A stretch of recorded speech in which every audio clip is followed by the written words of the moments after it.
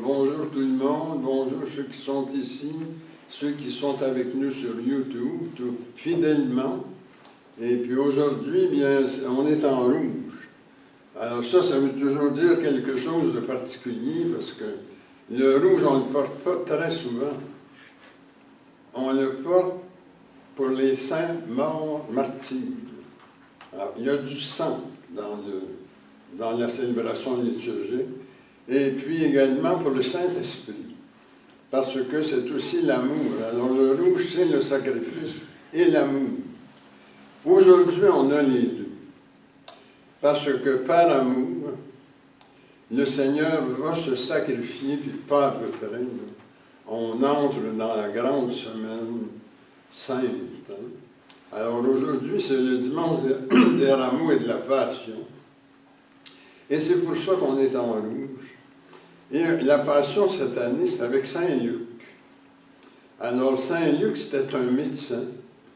Alors, il apporte à sa lecture de tout ça une dimension quand même intéressante sur la guérison du monde. Et ça sera un peu dans cette optique-là que je ferai mon homélie ce matin. La Passion, un grand moment de la guérison du monde. Et je m'inspire toujours un peu quand je travaille avec Saint-Luc, de Rudolf Steiner, son livre « La médecine pastorale ». Alors, qu'est-ce que la Passion vient faire dans le monde pour mettre ce monde-là en mouvement vers une guérison fondamentale? D'ailleurs, la première lecture nous y prépare un peu avec un extrait d'Isaïe qu'on appelle « Chant du serviteur souffrant », à partir duquel on voit bien que le Messie attendu, c'était ce que Jésus va vivre cette semaine. Puis également, qui est un peu approfondi avec Saint Paul aux Philippiens, qui va nous dire qu'en fait, il n'avait pas enduré tout ça, il était dans la condition divine, mais c'est vraiment une démarche qu'il a faite de s'associer à nous jusque dans la mort et la mort sur la croix. Alors ça aussi, ça apporte des renseignements pour nous aider à comprendre un peu le sens de cette célébration-là. Alors, bonne célébration à tous et toutes.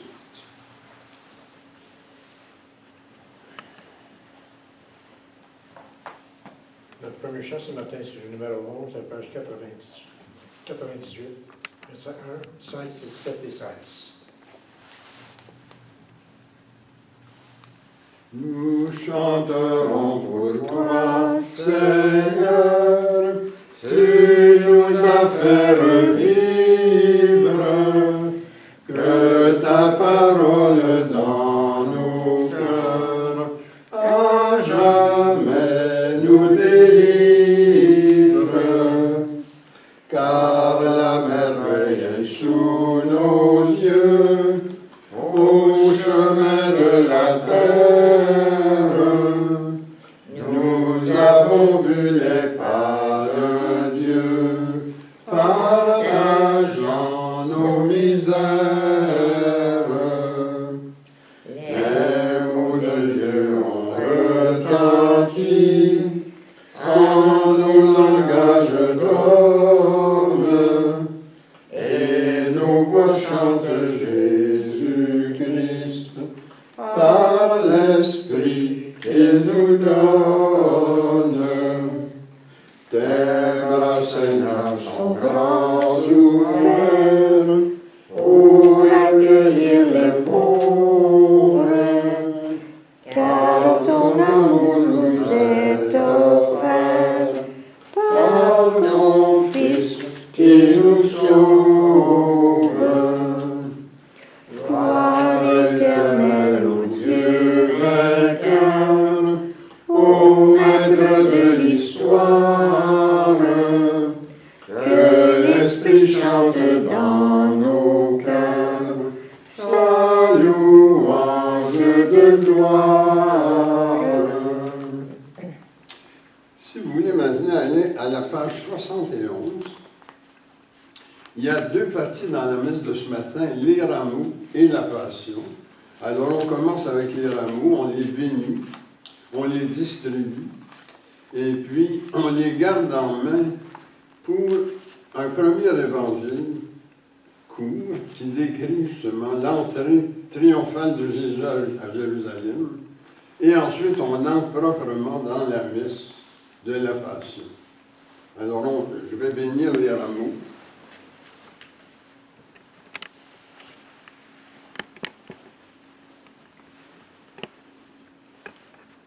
Seigneur, ouvre mes lèvres. Que notre bouche proclame ta louange. Prions. Seigneur, daigne bénir ces rameaux que ton énergie féconde a fait pousser. Fais qu'en contemplant les palmes victorieuses de notre Sauveur, nous puissions espérer sortir de nos ténèbres et acquérir la liberté des enfants de Dieu. Nous le demandons par Jésus le Christ notre Seigneur. Amen.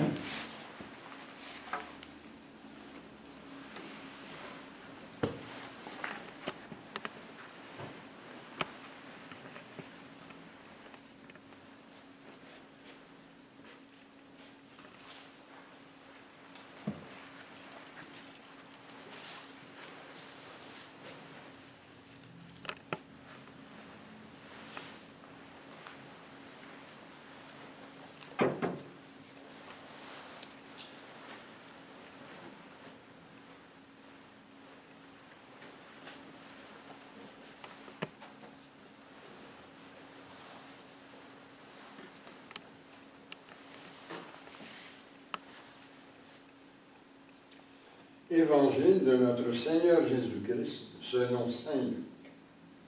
Jésus marchait en avant de ses disciples pour monter à Jérusalem. À l'approche de Bethphagée et de Béthanie, sur les pentes du mont des Oliviers, il envoya 2 disciples. Allez au village qui est en face. À l'entrée, vous allez trouver un petit arbre attaché. Personne ne l'a encore monté. Détachez-le et emmenez-le-moi. Si l'on vous demande « Pourquoi le détachez-vous » vous répondrez « Le Seigneur en a besoin ». Les disciples partirent donc et trouvèrent les choses comme Jésus l'avait dit. Au moment où ils détachaient le petit arbre, ses maîtres demandèrent « Et toi, pourquoi détacher cet arbre » Ils répondirent « Le Seigneur en a besoin ». Ils amènent donc l'âne à Jésus, et ils jetèrent leurs vêtements dessus, firent monter Jésus dessus. À mesure qu'il avançait, les gens étendaient leurs vêtements sur le chemin. Déjà Jésus arrivait à la descente du mont des Oliviers, quand toute la foule des disciples, remplis de joie, se mit à louer Dieu à pleine voix pour tous les miracles qu'ils avaient vus. Béni soit celui qui vient, lui notre roi, au nom du Seigneur. Paix dans le ciel et gloire au plus haut des cieux. Quelques pharisiens qui se trouvaient dans la foule dirent à Jésus, « Maître, mais arrête tes disciples. » Mais lui leur répondit, « Je vous le dis, s'ils se taisent, les pierres crieront. » Acclamons la parole de Dieu. Gloire à toi, Seigneur Jésus.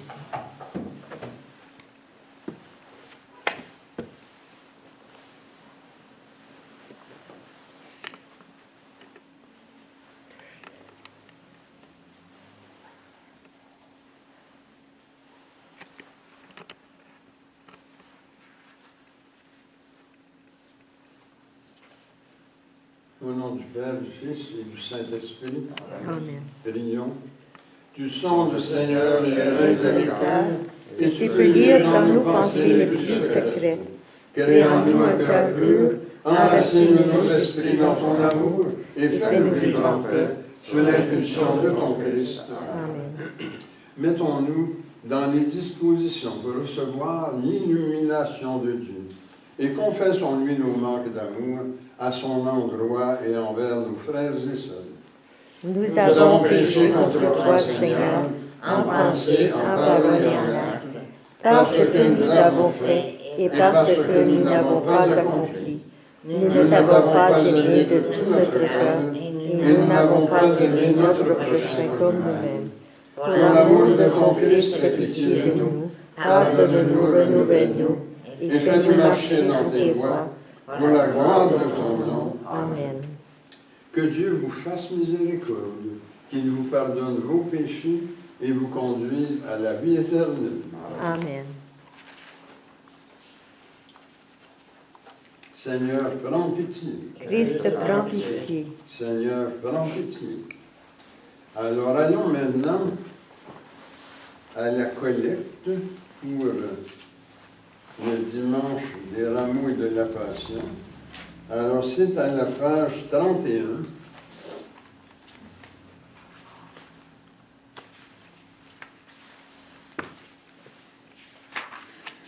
Le Seigneur soit avec vous.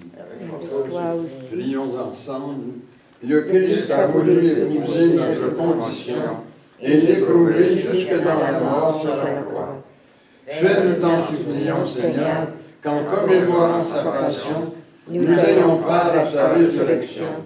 Nous t'en prions par les mérites de ton Christ Jésus, notre Seigneur. Amen.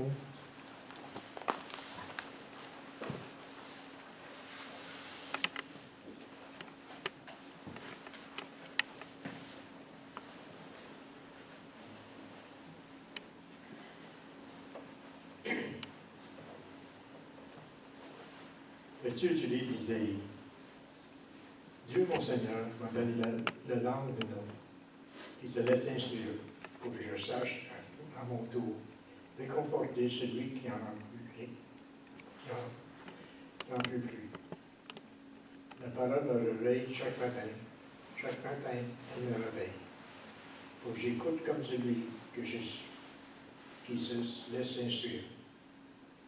Le Seigneur Dieu m'a ouvert l'oreille, et moi, je ne me suis pas révolté.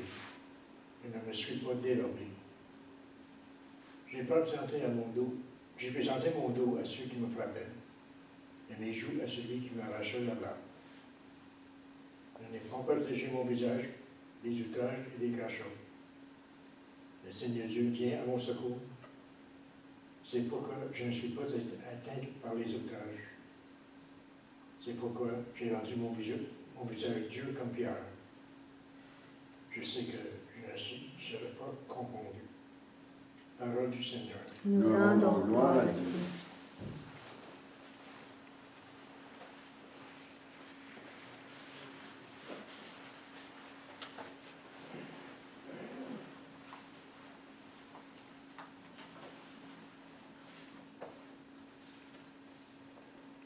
Peut-être moi, mon Dieu, pourquoi m'as-tu abandonné ensemble? Mon Dieu, pourquoi m'as-tu abandonné? Tous ceux qui me voient me bafouent. Ils ricanent et hochent la tête. Ils comptaient sur le Seigneur qu'il le délivre, qu'il le sauve, puisqu'il est son ami. Ensemble. Mon Dieu, pourquoi m'as-tu abandonné? Oui, des chiens me cernent, une bande de vauriens m'entoure, ils me percent les mains et les pieds, je peux compter tous mes os. Ensemble. Mon Dieu, pourquoi m'as-tu abandonné? Ils partagent entre eux mes habits, ils tirent au sort mon vêtement. Mais toi, Seigneur, ne sois pas loin. Ô ma force, viens vite à mon aide. Ensemble. Mon Dieu, pourquoi m'as-tu abandonné? Mais tu m'as répondu, et je proclame ton nom devant mes frères. Je te loue en pleine assemblée. Vous qui le craignez, louez le Seigneur. Ensemble. Mon Dieu, pourquoi m'as-tu abandonné?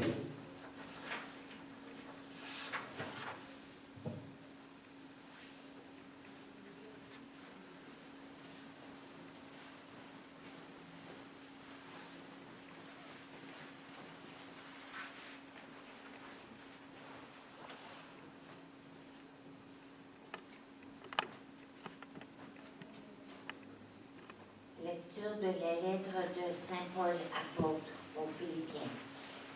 Le Christ Jésus, lui qui était dans la condition de Dieu, n'a pas jugé bon de revendiquer son droit d'être traité à l'égal de Dieu, mais au contraire, il se dépouilla lui-même en prenant la condition de serviteur.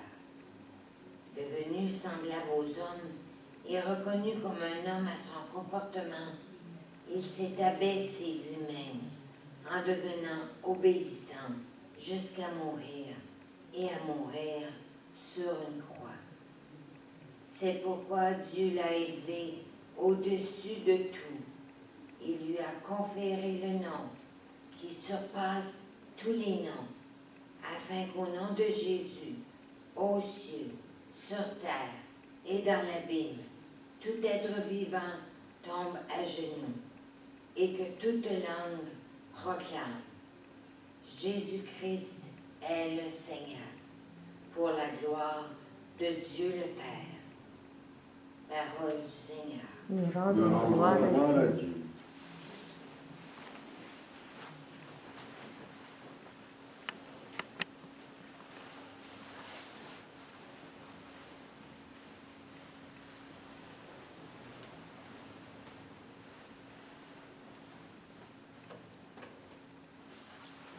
Je mets mon espoir dans le Seigneur, je suis sûr de sa parole. Pour nous, le Christ s'est fait obéissant jusqu'à la mort, et la mort sur une croix.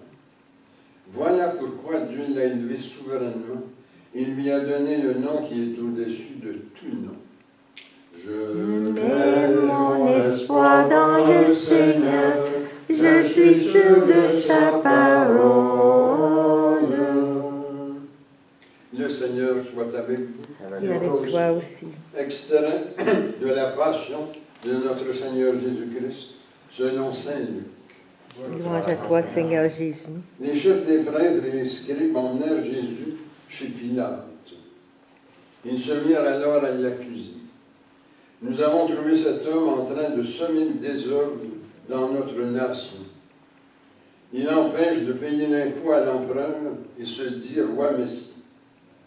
Pilate l'interrogea. Es-tu le roi des Juifs? Jésus répondit, c'est toi qui le dis. Pilate s'adressa au chef des prêtres et à la foule. Moi, savez-vous, je ne trouve chez cet homme aucun motif de condamnation. Mais eux insistaient. Oui, mais il soulève le peuple.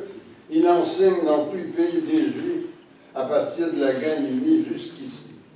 À ces mots, Pilate demanda si l'homme était galiléen. Apprenant qu'il l'était, il relevait donc de l'autorité d'Hérode et il lui renvoya. Parce que Hérode se trouvait justement à Jérusalem ces jours-là. À la vue de Jésus, Hérode éprouva une grande joie. Depuis longtemps, il voulait le voir, à cause de tout ce qu'il entendait dire de lui, et même il souhaitait lui voir faire un miracle. Il lui posa alors beaucoup de questions, mais Jésus ne répondit rien. Les chefs des prêtres et les scribes étaient là, ils l'accusaient avec violence. Hérode ainsi que ses gardes le traita avec mépris et se moqua de lui. Il le revêtit d'un manteau de couleur éclatante et le renvoya à Pilate. Ce jour-là, Hérode et Pilate, qui étaient des vrais ennemis, devinrent de bons amis. Alors Pilate convoqua les chefs des prêtres, les dirigeants et le peuple et leur dit: vous m'avez emmené cet homme en l'accusant de mettre le désordre dans le peuple. Or, moi, j'ai instruit l'affaire devant vous et parmi les faits dont vous l'accusez, je n'ai trouvé chez lui aucun motif de condamnation. D'ailleurs, Hérode non plus, puisqu'il me l'a renvoyé. En somme, cet homme n'a rien fait qui mérite la mort. Alors je vais le faire châtier et le relâcher. Ils se mirent alors à crier tous ensemble: mort à cet homme, relâche-nous Barabbas. Or ce dernier avait été emprisonné pour meurtre. et pour une émeute survenue dans la ville. Pilate, dans son désir de relâcher Jésus, leur adressa de nouveau la parole. Mais ils criaient plus fort, « Crucifie-le, crucifie-le » Pour la troisième fois, il leur dit, « Mais quel mal a donc fait cet homme? Je n'ai trouvé chez lui aucun motif de condamnation à mort. Alors je vais le châtier et le relâcher. » Mais eux insistaient à grands cris, réclamant qu'il soit crucifié, et leurs cris s'amplifiaient. Alors Pilate décida de satisfaire leur demande. Il relâcha le prisonnier condamné pour émeute et pour meurtre, celui qu'il réclamait, et leur livra Jésus, le livra à leur bon plaisir. Pendant qu'il l'emmenait, il prit un certain Simon de Cyrène, qui revenait des champs, et le chargèrent de la croix, pour qu'il la porte derrière Jésus. Le peuple en grande fouille le suivait, ainsi que des femmes qui se frappaient la poitrine et se lamentaient sur Jésus. Alors il se tourna vers elles et leur dit, « Femmes de Jérusalem, ne pleurez pas sur moi. Pleurez plutôt sur vous-même et sur vos enfants. Car voici venir des jours où l'on dira, heureuses les femmes stériles, celles qui n'ont pas enfanté, celles qui n'ont pas allaité.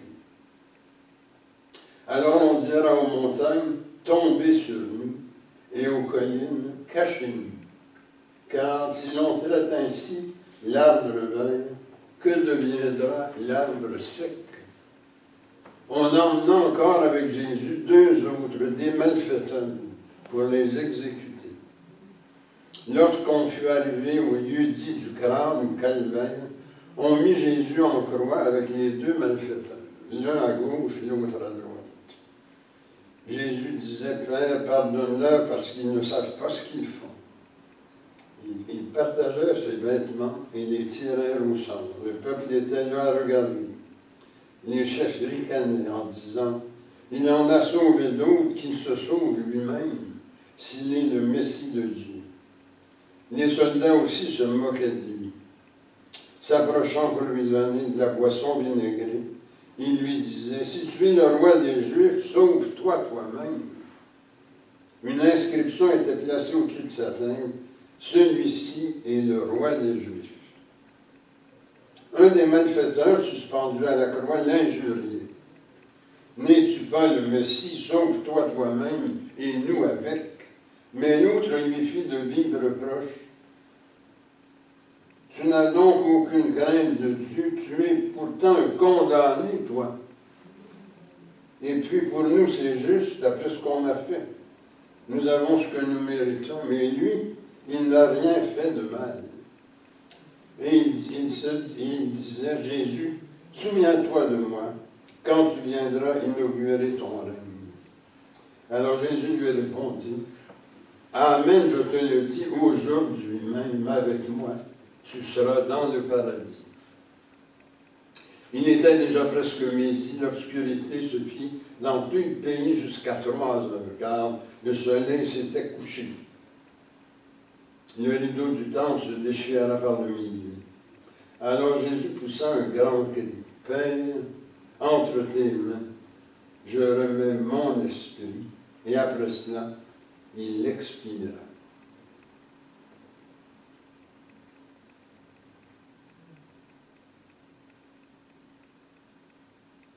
À la vue de ce qui s'était passé, le centurion rendait gloire à Dieu. Vraiment, cet homme, c'était un juste. Et tous les gens qui s'étaient rassemblés pour ce spectacle, voyant ce qui était arrivé, s'en retournaient en se frappant la poitrine. Tous ses amis se tenaient à distance, ainsi que les femmes qui le suivaient depuis la Galilée et qui regardaient. Parole du Seigneur. Dăm grâce à Dieu.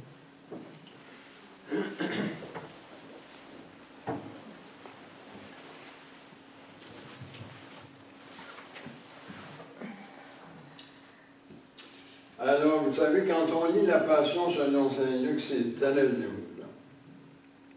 Saint Luc, c'est un homme de cœur. Alors, quand on lit la Passion selon Saint Luc, ça résonne beaucoup au niveau du chakra du cœur. Beaucoup, beaucoup, beaucoup. Alors, on ressent des choses très fortes.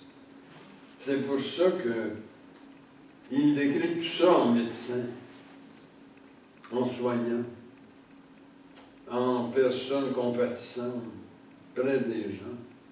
Saint Luc avait été formé à Antioche, en médecine. Alors, il avait suivi les enseignements d'Hippocrate. Et on se rappelle, Hippocrate qui était déjà psychosomatique en ce temps-là. Ça fait longtemps de ça. On rappelle un peu son approche, qu'on aurait dû garder d'ailleurs, je pense.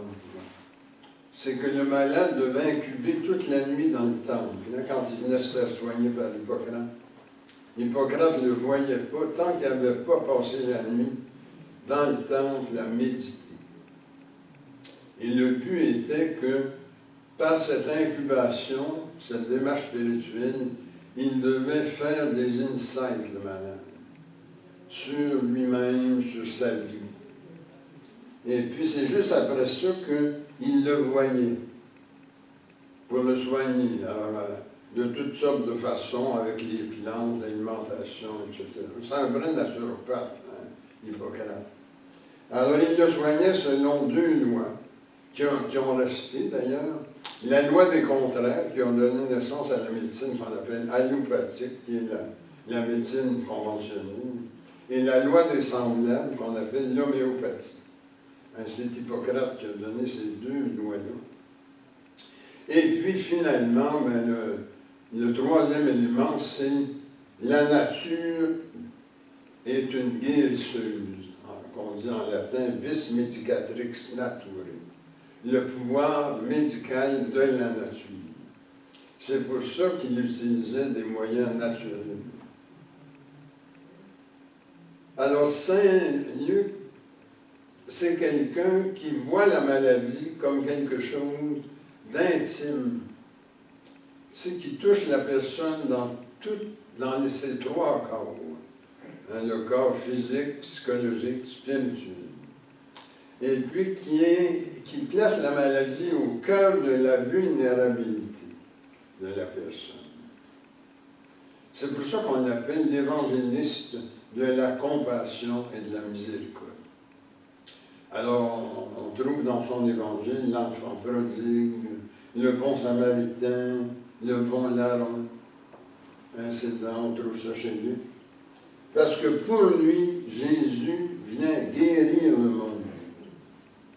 C'est pour ça qu'il insiste beaucoup pour accompagner la prédication de Jésus de miracles nombreux pour ramener les gens au bien-être. Pas juste le bien-être physique, mais le bien-être également psychophysique. C'est qu'ils se sentent bien en eux-mêmes. Parce que quand Jésus guérit, souvent, il renvoie le malade à lui-même. Ou encore, comme on a vu il n'y a pas longtemps dans la femme adultère, tu sais, après avoir fait ses ronds dans le sable, etc., puis que celui qui est sans péché lance la première pierre, puis finalement, il n'y a plus un chat, puis il est tout seul avec elle, puis il dit, mais où sont tes accusateurs? Ben, elle dit, je ne sais pas, Seigneur, il n'y a plus un chat ici. Là. Ben, il dit, moi non plus, je ne t'accuse pas, va et ne pêche plus.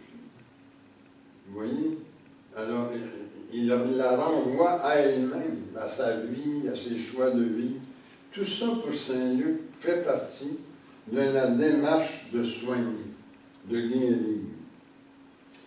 Pour Saint Luc également, Jésus est le roi Messie, c'est-à-dire il est ce roi Messie attendu par les Juifs, qui est annoncé par exemple chez le prophète Zacharie au chapitre 9. D'ailleurs, c'est Zacharie qui le voyait rentrer à Jérusalem sur un arbre. C'est pour ça que Saint Luc cite ça. C'est pas pour rien qu'il fait rentrer Jésus triomphalement à Jérusalem sur un arbre, c'est qu'il renvoie directement à la prophétie de Zacharie. Alors, ce qu'il révèle ainsi, c'est que Jésus vient transformer des choses. Il est le roi, mais il est assis sur un arbre. Un petit animal humble. Alors, le grand roi Messie sur un petit arbre qui rentre à Jérusalem.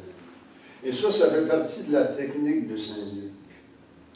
Parce que Saint Luc voit Jésus comme venant détruire la loi du talion, la loi des causes et des effets. Implacable. Pour Saint Luc, Jésus transforme les choses. Il permet toujours un possible. Les gens ne sont pas condamnés à être ce qu'ils sont à un moment précis. Ils peuvent se transformer. Ils peuvent connaître une autre dimension. C'est pour ça qu'il y a cette fameuse loi cause à effet qui pesait sur l'humanité depuis Adam et Ève. Jésus est venu la transformer, la modifier, la dissiper dans ce que Steiner appelle, dans la médecine pastorale, le drame mystère du Golgotha. Et à mon avis, Steiner est parmi tous ceux qui ont interprété la Passion, celui qui est peut-être le plus près de Saint Luc. Dans le drame mystère du Golgotha, Steiner voit Jésus apporter dans le monde une capacité nouvelle par sa passion. Une capacité de répondre à la haine par un amour plus grand encore. Ça, c'est... Puis en disant ça, je pense qu'il interprète bien Saint Luc. Un amour plus fort, plus grand que toutes les haines du monde. Et ce faisant, à ce moment-là, il joue avec la loi des semblables d'Hippocrate, c'est-à-dire que la vibrance d'une substance, être capable de la diminuer pour qu'elle soit encore plus forte que l'énergie de la maladie, entraîne la dissipation des symptômes. Ça, c'est l'approche homéopathique. Et d'ailleurs, déjà Saint Bernard était sensible à ça. Dans son fameux chant « Roi couronné d'épines » que nous chanterons à la fin de la messe ce matin, il le dit très clairement, Saint Bernard, que tu as voulu aimer davantage que toute la haine qui a pu se manifester contre toi.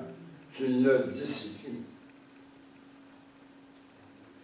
Et nous, on continue à l'affirmer. Par exemple, dans notre credo numéro 2, on dit « Je crois au bien, à l'amour qui existe dans le monde, malgré les difficultés et les souffrances. » C'est que l'amour qui nous unit au Christ, cette vibrance-là, est capable d'anéantir toutes les difficultés et les souffrances, toutes les misères du monde. Mais on n'arrive pas à ça n'importe comment. C'est pour ça qu'on a la deuxième lecture tirée de Saint Paul aux Philippiens, qui indique que Jésus a pris une condition humble. Il est entré en humilité pour accomplir tout ça. Et puis la première lecture, aussi tirée d'Isaïe, au chapitre 50, nous présente le serviteur souffrant. Il y a un abaissement. Il s'abaisse jusqu'à mourir sur la croix. Lui qui était de condition divine. Saint Paul aux Philippiens, chapitre 2, versets 6 à 11. Et c'est ça qui a animé la spiritualité de Saint Bernard. C'est pour ça que ses grands ouvrages, c'est sur l'amour. Et quand il enseignait à ses moines, c'était ça qu'il développait. Et pour Saint Bernard, la passion, c'est le grand événement du monde. Parce que, justement, comme Saint Luc nous a fait vivre tantôt, ça nous rejoint jusque dans le cœur. C'est que on se met à tellement aimer ce Messie crucifié qui a tout fait ça par amour pour nous, que c'est capable de nous transformer radicalement. Et c'est intéressant parce que Steiner, qui donnait son séminaire à Dornach en Suisse en septembre 1924, il y avait rassemblé des médecins et des prêtres. Je trouve ça très intéressant comme idée. Hein, des prêtres et des médecins ensemble sur la guérison. Puis il leur avait fait faire un mantra, le grand mantra de Dornach, hein, que je vais vous lire maintenant. Puis vous allez voir là, pour ouvrir tout notre intérieur, pour accueillir tout ça. Hein. Je vais suivre le sentier qui fait saisir ce qui cause mal-être et maladie, et faire passer l'âme à la liberté. L'activité qui me conduit sur ce sentier a sa source dans une dissolution d'éléments par laquelle s'opère dans la personne terrestre la création de celle spirituelle. Il s'ensuit un état harmonieux résultant de l'action équilibrante du Christ sur des forces opposées qui autrement m'aliéneraient.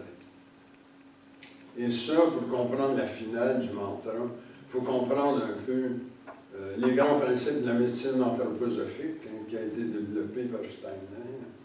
Il voit l'être humain au cœur d'un rapport de force polarisante, et puis au centre, c'est le Christ. D'ailleurs, quand on entre au Gaetanum, qui est le grand centre à Dornach, il y a une grande sculpture en bois où on voit le Christ, justement, le Christ équilibrateur au centre des forces, pour empêcher les polarisations.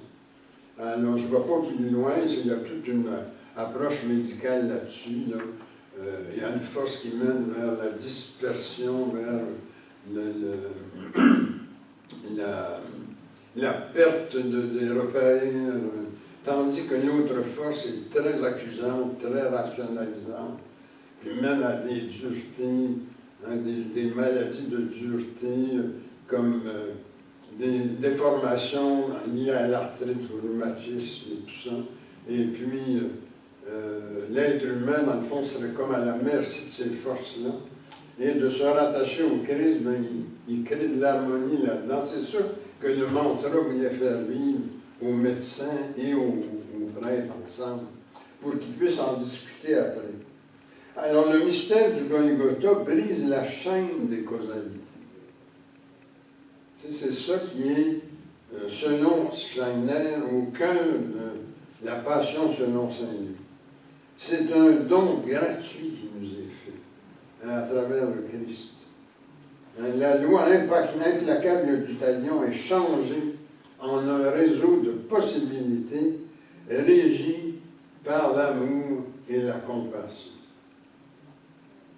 Et c'est pour ça qu'à la fin de l'extrait de ce matin, le Christ se tourne vers le bon larron et il lui dit « Tu seras aujourd'hui même avec moi dans le paradis. » Saint Luc, chapitre 23, les versets 42 à 43. Alors c'est très très fort le bon larron au Golgotha. Alors Jésus, il a connu notre condition humaine, hein? Il était incarné, et il est capable de comprendre nos faiblesses, exposer que nous sommes aux forces polarisantes opposées.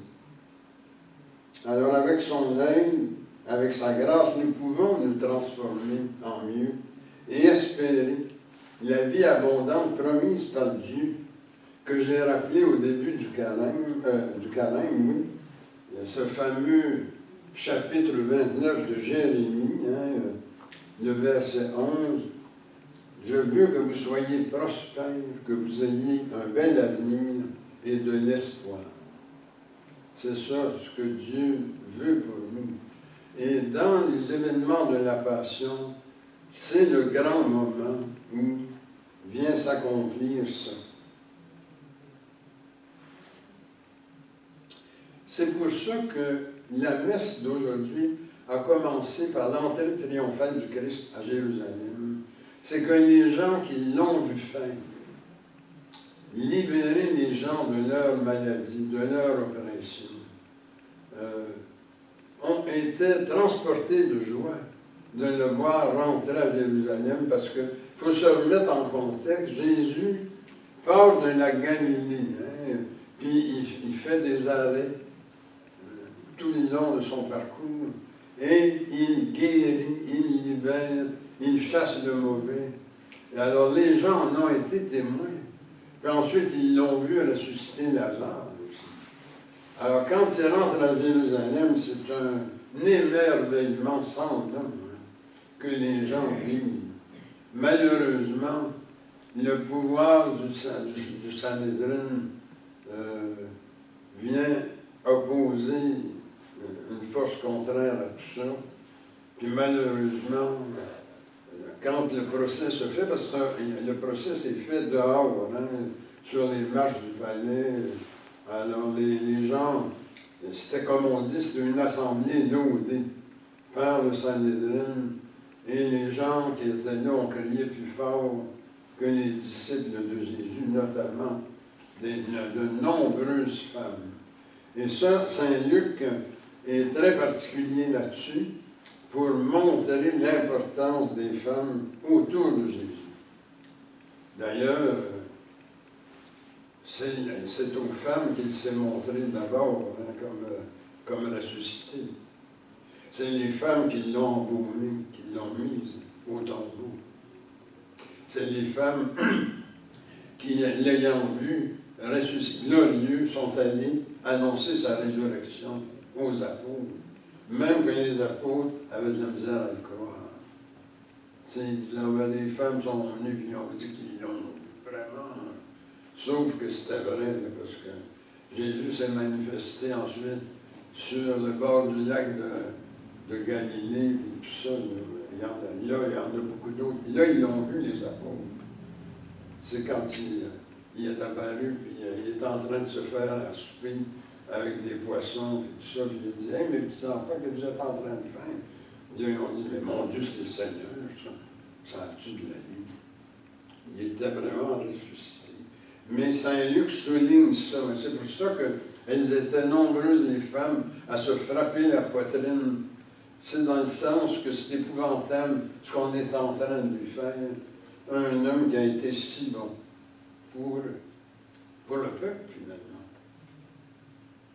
Alors, je termine par une prière. Seigneur, apprends-nous l'humilité, sans laquelle rien de tout ça peut s'accomplir. Donne-nous de demeurer aussi dans la vérité, celle où on reste fidèle à soi-même et qu'on respecte la liberté des autres.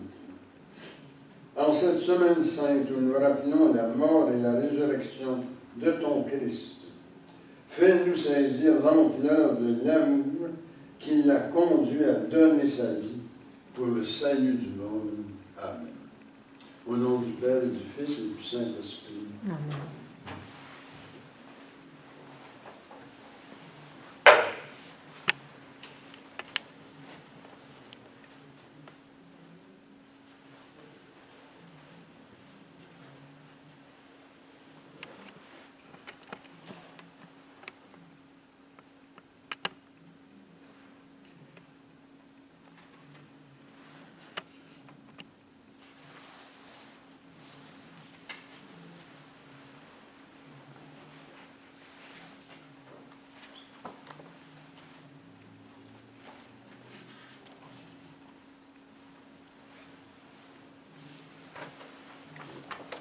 Alors, comme j'en ai parlé dans mon homélie, on va faire notre profession de foi avec la deuxième formule, à la page 17. Je crois en Dieu, qui habite dans les humains par son esprit. Je crois au Christ, Seigneur d'amour et de sagesse, le chemin de vérité et de vie. Je crois au bien qui existe dans le monde, malgré les difficultés et les souffrances, et je veux en témoigner pour que mes frères et sœurs connaissent le bien-être et la paix Amen. Le Christ est l'impulsion de tendresse et de miséricorde de Dieu. Demandons que cette impulsion rejoigne les besoins et les préoccupations que nous avons pour nous-mêmes, pour notre milieu de vie, de travail, ainsi que pour notre pays et pour le monde. Prions pour nos malades et ceux qui ont besoin de notre aide. Paulette Asselin, Dieu de Dion, Aurélie Dion, Yann Gauthier, André Cartier, Michel Dion, George Leclerc, Edgar Dion, Jonathan Dion, Lucie Laplante, Tom Baker, Sandra Gagné et Jérémie Astin-Smith. Prions que notre Église continue à grandir et servir la communauté. Puis aussi que Dieu, sans sa protection, les âmes de tous ceux et celles qui ont passé par la porte de ces complexes. Et ajoutons nos intentions personnelles. Seigneur, écoute-nous. Seigneur, exauce-nous.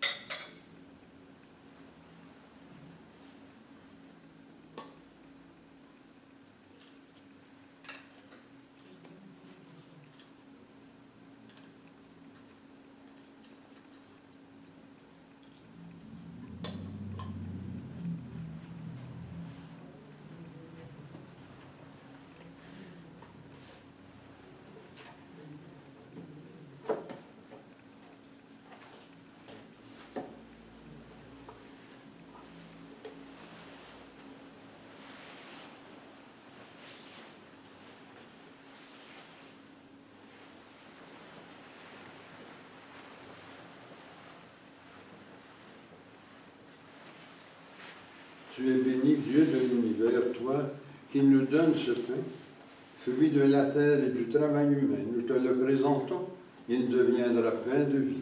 Béni soit Dieu maintenant et toujours. Tu es béni, Dieu de l'univers, toi qui nous donnes ce vin, fruit de la vigne et du travail humain.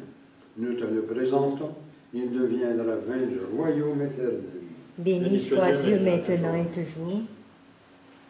Je me lave les mains en innocence et me tiens auprès de ton autel, Seigneur, pour proclamer tes louanges. Seigneur, j'aime le lieu de ta maison, le lieu de gloire où tu habites, gloire au Père, au Fils et au Saint-Esprit, comme au commencement, maintenant et dans les siècles des siècles. Amen. Et maintenant, prions que notre offrande soit agréable à Dieu. Reçois, Seigneur, cette offrande, à la louange et à la gloire de ton nom, et sanctifie nos vies pour ton service. Amen. Le Seigneur soit avec vous. Et avec toi aussi. Élevons nos cœurs. Nous les élevons vers le Seigneur. Rendons grâce au Seigneur notre Dieu. Cela est juste et bon. Il est vraiment juste et bon, équitable et salutaire de te rendre grâce en tout temps et en tout lieu, Seigneur, Dieu éternel et tout-puissant. Car en ce saint temps, la croix du Sauveur sur laquelle la dette du monde a été payée brille et rayonne sur l'univers entier. Ô croix, sur laquelle le Sauveur fut victorieux, arbre précieux et éclatant de gloire, qu'a porté dans tes bras le Prince de la paix. C'est à lui que dans notre reconnaissance et notre humilité, nous offrons nos cœurs et nous chantons avec tous les cœurs célestes Saint, Saint, Saint, le Seigneur, Dieu de l'univers, le ciel et la terre sont remplis de ta gloire. Hosanna au plus haut des cieux, béni soit celui qui vient au nom du Seigneur. Hosanna au plus haut des cieux. Il est vraiment saint, vraiment béni, ton Christ Jésus, notre Seigneur. Dans ta miséricorde, tu nous as donné par lui la rédemption éternelle. Accorde-nous de participer abondamment à la bénédiction de son sacrifice. Nous t'en prions, Seigneur, envoie ton Saint-Esprit, le dispensateur de toute vie et de toute sanctification, afin que cette oblation terrestre devienne une offrande céleste, glorieuse et vivifiante, que ce pain et ce vin deviennent la communion au corps et au sang du Christ. La veille de sa passion, Jésus prit du pain, prononça la bénédiction, le rompit et le donna à ses disciples en disant, « Prenez et mangez, ceci est mon corps, livré pour vous, vous ferez cela en mémoire de moi. » De même, à la fin du repas, prenant le calice, il le bénit et le donna à ses disciples en disant, « Prenez et buvez, ceci est la nouvelle alliance en mon sang versé pour vous et pour la multitude en rémission des péchés. Vous ferez cela en mémoire de moi. » Il est grand le mystère de la foi. Nous proclamons d'abord, Seigneur Jésus. Nous célébrons ta résurrection. Nous attendons ta venue dans la gloire. Accepte, Seigneur, cette Eucharistie en mémoire de notre entrée dans ton alliance. Que sa célébration nous remplisse de ton esprit et fasse de nous des instruments de ton règne. Souviens-toi de notre Église catholique chrétienne, de ses évêques, prêtres, diacres, religieux et religieuses. Souviens-toi enfin de nos frères et sœurs décédés. Accueille-les dans ton amour avec la bienheureuse Vierge Marie, Saint Joseph et tous les saints, en particulier Saint Bernard de Clairvaux et Saint Grégoire de Parumaya. Avec eux, nous chantons ta louange dans l'espérance de te voir un jour face à face dans ta gloire. Nous t'en prions par Jésus le Christ, notre Seigneur, par lequel tu sanctifies, vivifies et accordes toute grâce. Par lui, avec lui et en lui, honneur et gloire te sont rendus à toi, Dieu le Père Tout-Puissant, en l'unité du Saint-Esprit, pour les siècles des siècles. Amen. Le pain que nous rompons Et la communion au corps du Christ. Le calice que nous bénissons, Et la communion au sang du Christ. nous tous formons un seul corps. Car nous avons tous part au même pain. Et maintenant, prions comme le Seigneur nous l'a enseigné. Notre Père qui es aux cieux, que ton nom soit sanctifié, que ton règne vienne, que ta volonté soit faite sur la terre comme au ciel. Donne-nous aujourd'hui notre pain de ce jour. Pardonne-nous nos offenses, comme nous pardonnons aussi à ceux qui nous ont offensés. Et ne nous laisse pas entrer en tentation, mais délivre-nous du mal, car c'est à toi qu'appartiennent le règne, la puissance et la gloire, pour les siècles des siècles. Amen. Seigneur Jésus-Christ, tu as dit à tes apôtres, je vous laisse la paix, je vous donne ma paix. Ne regarde pas nos péchés, mais la foi de ton Église. Pour que ta volonté s'accomplisse, donne-lui toujours cette paix et conduis-la vers l'unité parfaite de ton royaume. Amen. Que la paix du Seigneur soit toujours avec nous. Et avec toi aussi. Échangeons les uns les autres un signe de paix, la paix du Christ.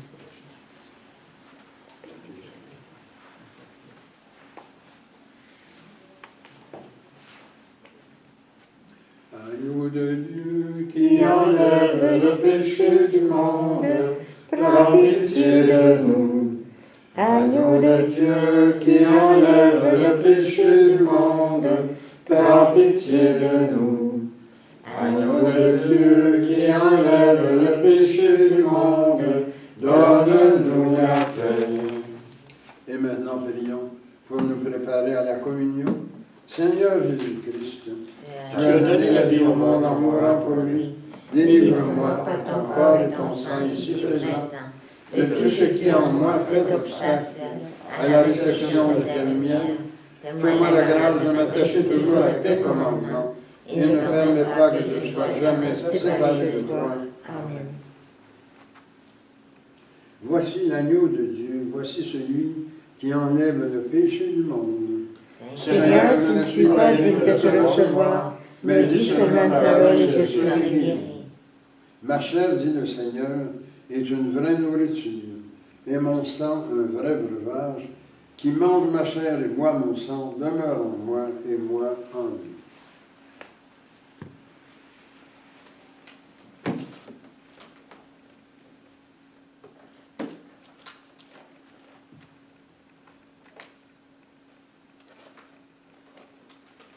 Que le corps et le sang de notre Seigneur Jésus-Christ me gardent pour la vie éternelle. Amen.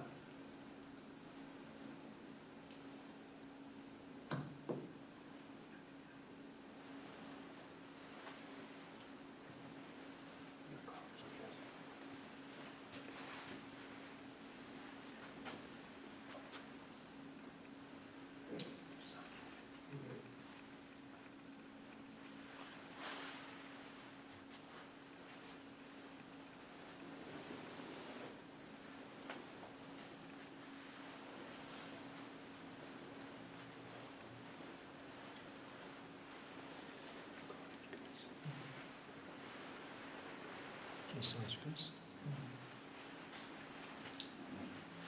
Le sang du Christ. Le sang du Christ.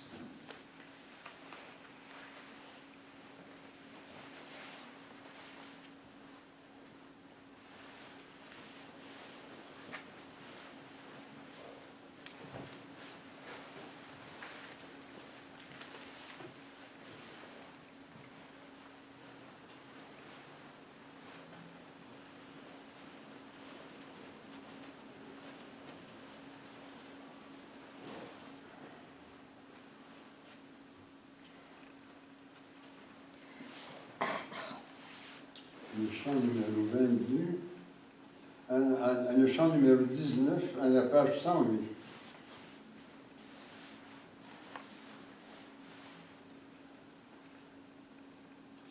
Nous t'adorons, ô Christ sauveur et maître, vraiment présent dans ce repas sacré, tu viens à nous, transfigurant notre être, nous donnant part à ta divinité.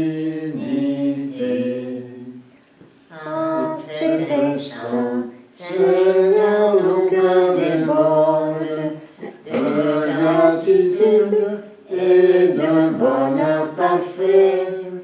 voici qu'en nous, par ta miséricorde, ton corps, ton sang demeure à jamais. Louange et gloire, Honneur à Dieu le Père, louange égale au Christ ressuscité, ô Saint-Esprit, gloire au ciel et sur terre, en tous les temps et dans l'éternité.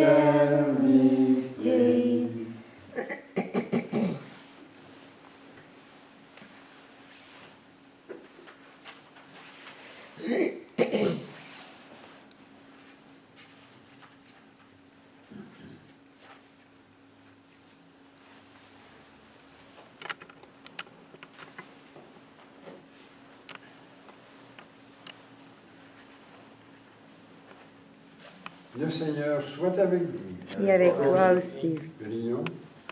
Tu nous as fait ressentir, Seigneur, ta présence par la communion au corps et au sang de ton Christ. Garde-nous dans la lumière de ta vérité et fais que rien ne nous sépare de ton amour. Amen. La paix de Dieu qui surpasse toute intelligence garde vos cœurs et vos pensées dans l'amour de Dieu et de son Christ, Jésus, notre Seigneur. Et que le Dieu Tout-Puissant vous bénisse, le Père, le Fils et le Saint-Esprit. Amen. Allez dans la paix de Christ. Amen. Pour terminer ce matin, c'est le chant numéro 47 à page 139.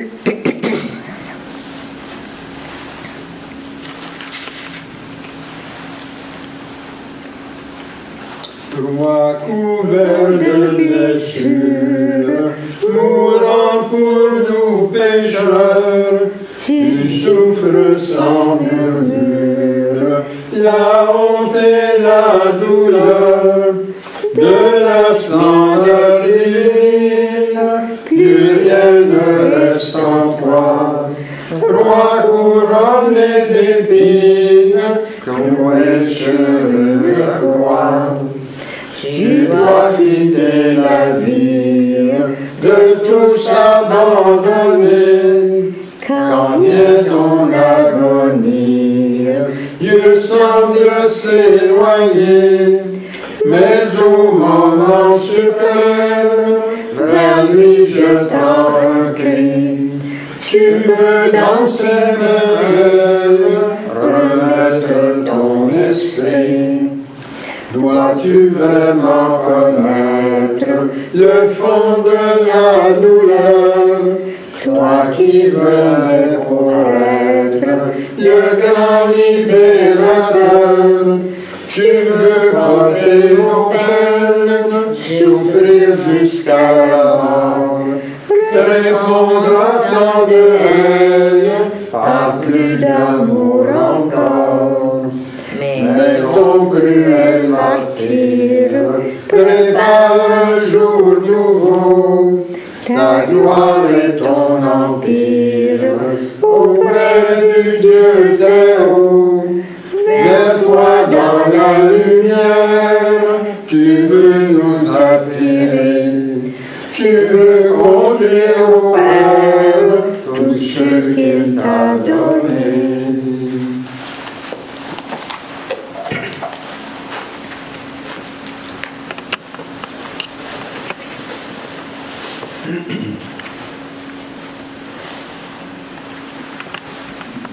Alors, bonne semaine sainte à tous et toutes. Et puis, un petit rappel que vendredi saint, le vendredi qui vient, ceux qui le peuvent, se priver de quelques petites affaires pour s'unir un petit peu à la passion du Seigneur. Alors, c'est bien. Pour se débarrasser de notre chocolat, nos bonbons, toutes ces choses-là sucrées. Pour essayer de créer en nous un petit climat d'empathie pour tout ce que le Seigneur a enduré pour nous. Bonne semaine. Bonne semaine.